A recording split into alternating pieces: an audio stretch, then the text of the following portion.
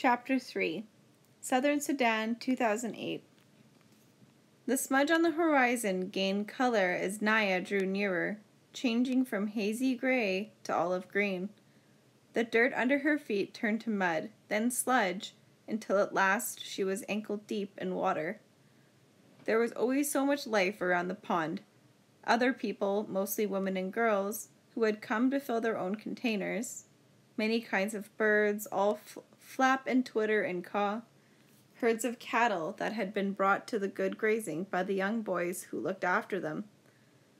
Naya took the hollowed gourd that was tied to the handle of the plastic container. She untied it, scooped up the brown muddy water, and drank. It took 2 gourds full before she felt a little cooler inside. Naya filled the container all the way to the top. Then she tied the gourd back in place and took the padded cloth donut from her pocket. The donut went on her head first, followed by the heavy container of water, which she would hold in place with one hand. With the water balanced on her head and her foot still sore from the thorn, Naya knew that going home would take longer than coming had, but she might reach home by noon if all went well. Southern Sudan, 1985. The tears were hot in Salva's eyes. Where had everyone gone? Why had they left without waking him? He knew the answer, because he was a child, who might tire easily and slow them down and complain about being hungry and cause trouble somehow. I would not have been any trouble. I would not have complained. What will I do now?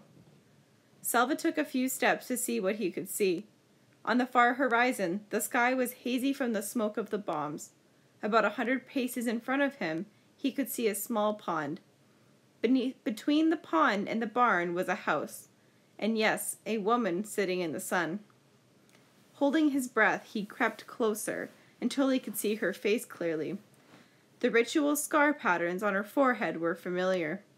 They were Dinka patterns, which meant that she was from the same tribe as Salva. Salva let out his breath in relief. He was glad that she was not Nuer.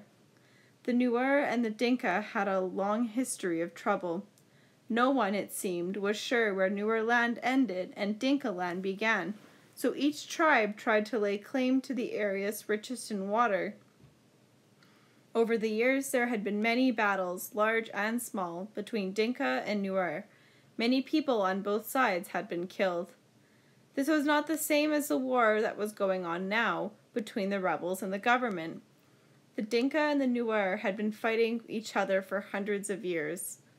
The woman looked up and saw him. Salva flinched at her glance. Would she be friendly to a stranger?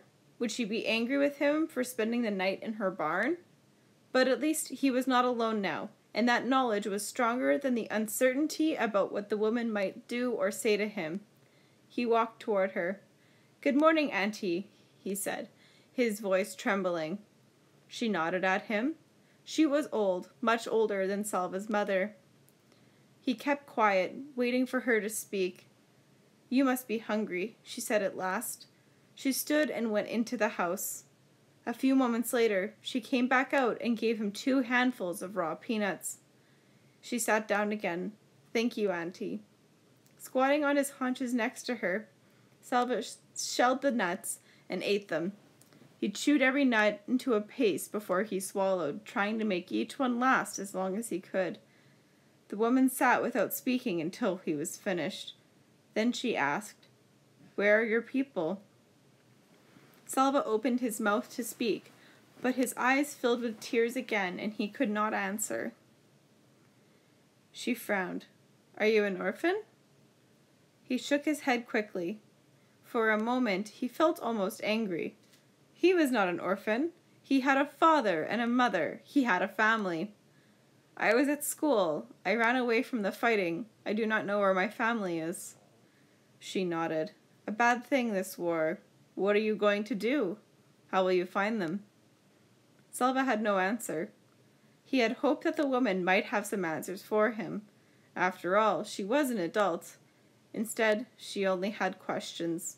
Everything was upside down. Salva stayed in the woman's barn again that night. He began to make a plan. Maybe I can stay here until the fighting stops. Then I will go back to my village and find my family." He worked hard so she would not send him away. For 3 days he fetched firewood from the bush and water from the pond. But the pond was drying up. Each day it was harder to fill the gourds. During the daytime, Salva could hear the distant booming of artillery from the fighting a few miles away. With every shell that exploded, he would think of his family, hoping they were safe, wondering desperately when he would be with them again. On the 4th day, the old woman told him that she was leaving. "You have seen that the pond is only a puddle now. Winter is coming in the dry season, and this fighting." She nodded her head in the direction of the noise. "I will go to a different village near water. You cannot stay with me any longer."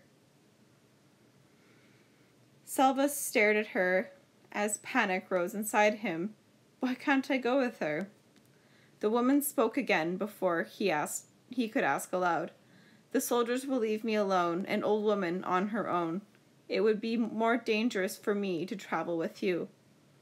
She shook her head in sympathy. "I'm sorry I cannot help you any more," she said.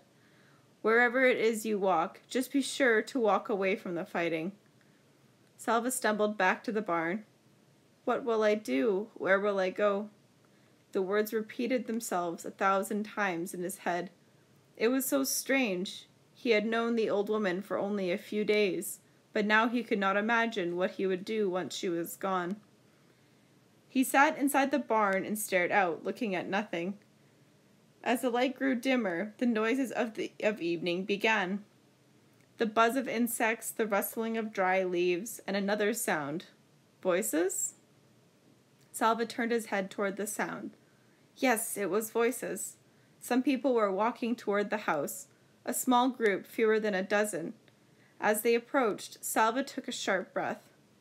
In the fading light, he could see the faces of those nearest to him. 2 of the men had patterns of V-shaped scars on their foreheads. Dinka patterns again, the kind that were given to the boys in Salva's village as part of the ritual of becoming a man. These people were Dinka too. Could his family be among them?